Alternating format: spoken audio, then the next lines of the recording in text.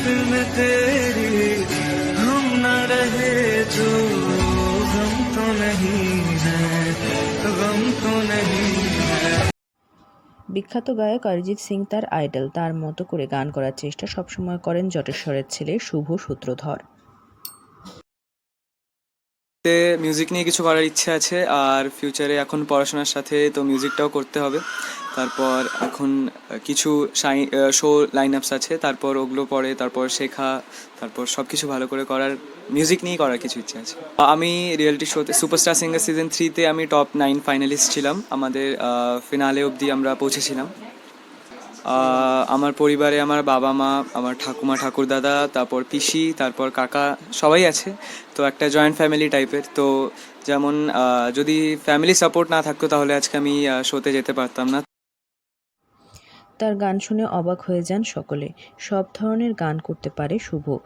এই কিশোরের গান শুনে এলাকার বাসীরা বলেন অরিজিৎ সিং যেন গান গাইছেন। ইতিমধ্যে দেশের অন্যতম জনপ্রিয় রিয়ালিটি শোতে শুভর গান শুনে কয়েক মিনিটের জন্য থমকে গিয়েছিলেন সকলে। গিটার হাতে অরিজিৎ সিংয়ের গান গেয়ে তিনি মন জয় করেছিলেন সকলে।